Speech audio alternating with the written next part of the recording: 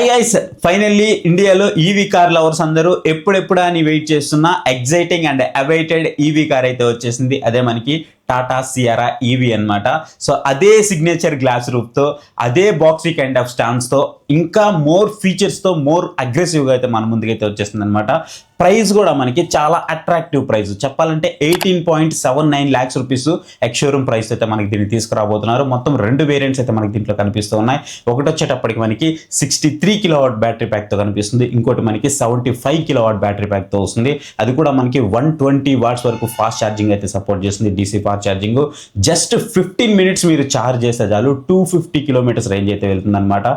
So ఓవరాల్గా range కూడా చాలా అంటే చాలా బాగుంది. జస్ట్ మీకు 5.8 secondsలోనే 0 to 100 స్పీడ్ అయితే అందుకుంటుంది అనమాట. ఇలాంటి బెస్ట్ సెగ్మెంట్ ఫీచర్స్ అన్ని కూడా మనకి ఈ కార్లో అయితే లభిస్తూ ఉన్నాయి. ఇక మనం ఏ మాత్రం ఆలస్యం చేయకుండా ఈ కార్కి సంబంధించిన కంప్లీట్ డీటెయిల్స్ అయితే మాట్లాడేసుకుందాం. ఇక చాలా మంది కూడా సిఆర్ఓలో 4-wheel డ్రైవ్ ఆప్షన్ ఉంటే బాగుంది అనుకున్నారు కదా. సో ఆ 4-wheel డ్రైవ్ ఆప్షన్ మనకి దీంట్లో ప్రొవైడ్ చేశారు.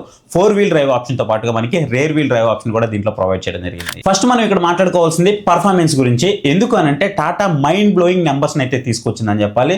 దీంట్లో ఉన్న twin motor all wheel drive variant ఏదైతే ఉందో, ఇది వచ్చేటప్పటికి మనకి బూస్ట్ మోడ్ లో ఏకంగా 504 Nm టార్క్ అయితే ఆఫర్ చేస్తుంది. జస్ట్ ఇమాజిన్ చేసుకోండి ఎంత టార్క్ ఆఫర్ చేస్తూ ఉందో. సో చాలా అంటే చాలా ఎక్కువ టార్క్ అయితే ఇది ప్రొడ్యూస్ చేస్తుంది. ఆఫ్ రోడింగ్ లో కానీ, లేదంటే చిన్న చిన్న గతుకుల రోడ్లు ఉంటాయి కదా, ఆ గతుకుల రోడ్లో కానీ ఇది చాలా ఈజీగా సేఫ్ గా చేయడానికి చాలా బాగా అయితే ఉంటుంది అనమాట.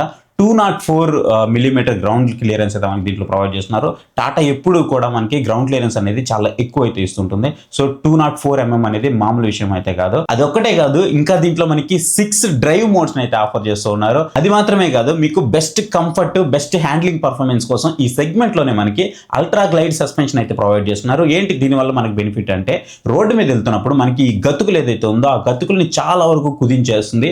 కారు లోపల కూర్చున్న వాళ్ళు చాలా సాఫీగా కూర్చోడానికి ఇది చాలా బాగా అయితే హెల్ప్ఫుల్ అవుతుంది అనమాట. అంటే మీకు ఆ బంపీ ఫీలింగ్ అయితే తెలియదు. ఇక మనం బ్యాటరీ అండ్ ఛార్జింగ్, వారంటీ వీటి గురించి మాట్లాడుకున్నట్లయితే సిఆర్ఓ ఈవీలో మనకి ఎంట్రీ లెవెల్లోనే 63 kWh, అలాగే మనకి హై ఎండ్ లోకి వచ్చేటప్పటికి 75 kWh బ్యాటరీ ప్యాక్స్ అయితే ఆఫర్ చేస్తున్నారు. ఇందాక చెప్పాను కదా మీకు.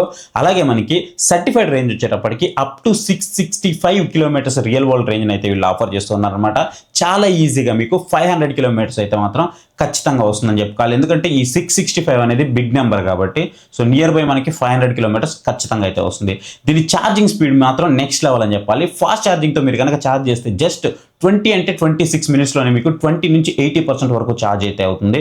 ఒకవేళ మీరు అర్జెంట్గా బయటికి వెళ్ళాలి అని అంటే జస్ట్ మీరు 15 minutes ఛార్జ్ చేస్తే చాలు 263 kilometers రేంజ్ అయితే ఆఫర్ చేస్తున్నారు అనమాట. అంటే ఆన్ అండ్ యావరేజ్గా వీళ్ళు చెప్తున్నది 250 kilometers మీకు రియల్ టైంలో వస్తూ ఉంటుందని చెప్తూ ఉన్నారు. ఇక దీంట్లో మనకి బిగ్గెస్ట్ గుడ్ న్యూస్ ఏంటి అని అంటే, దీంట్లో వచ్చేటువంటి బ్యాటరీ కానీ, మోటార్ కానీ, దీనికి life time high voltage battery warranty అయితే ఆఫర్ చేస్తున్నారు. ఇది కస్టమర్లకు మాత్రం మైండ్ బ్లోయింగ్ ఆఫర్గా చెప్పుకోవచ్చు. ఇక కార్ లోపలికి వచ్చేటప్పటికి మీకు నెక్స్ట్ జెన్ క్యాబిన్ అయితే ఉంటుంది. మీరు ఇన్ కార్ గేమింగ్ అయితే ఆడుకోవచ్చు అనమాట. డ్రైవ్ పే టెక్నాలజీ అయితే దీంట్లో ప్రొవైడ్ చేస్తున్నారు.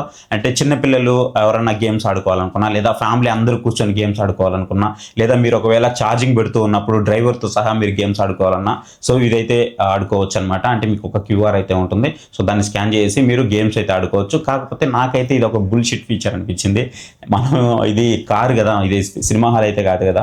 సో నాకైతే అది అంత బాగా నచ్చకపోవచ్చు, బట్ నచ్చే వాళ్ళు అయితే చాలా మంది ఉన్నారు. బట్ ఈ ఫీచర్ అయితే మనకి దీంట్లో ప్రొవైడ్ చేస్తూ ఉన్నారు. ఇక్కడ డోర్ ఓపెన్ చేసి మనం లోపలికి వెళ్ళగానే మనకి లగ్జరీ ఫీచర్స్ అయితే కనిపిస్తూ ఉంటాయి అనమాట. ఇంటీరియర్ ఖచ్చితంగా లగ్జరీగా అయితే ఉంటుంది. డాష్ బోర్డ్ వచ్చేటప్పటికి బెస్ట్ ఇన్ సెగ్మెంట్ అనేది చెప్పుకోవచ్చు.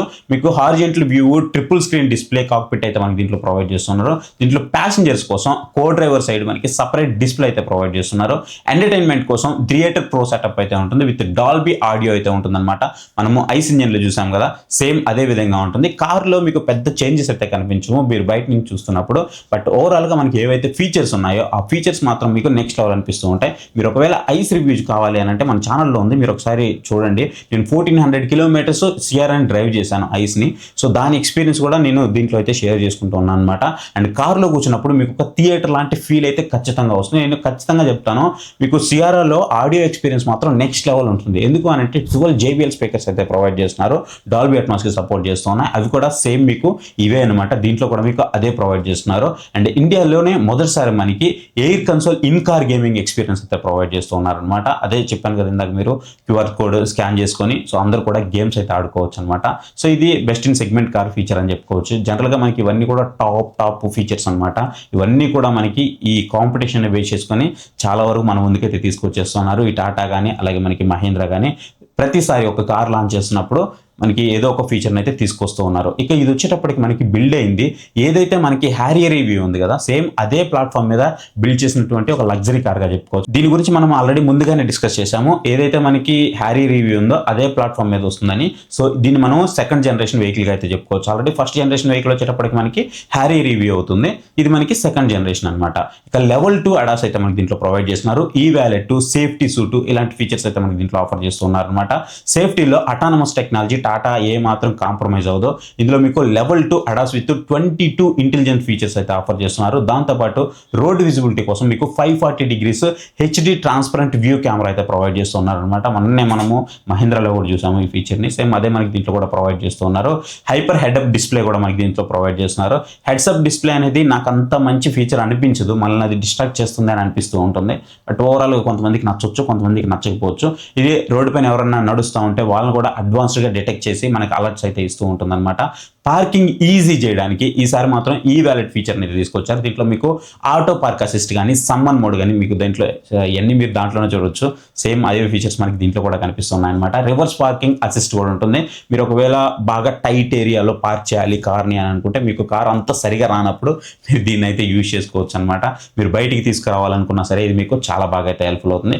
సింపుల్గా చెప్పాలంటే డ్రైవర్ లేకుండా కార్ ఆటోమేటిక్గా పార్క్ చేసుకుంటుంది దీనివల్ల.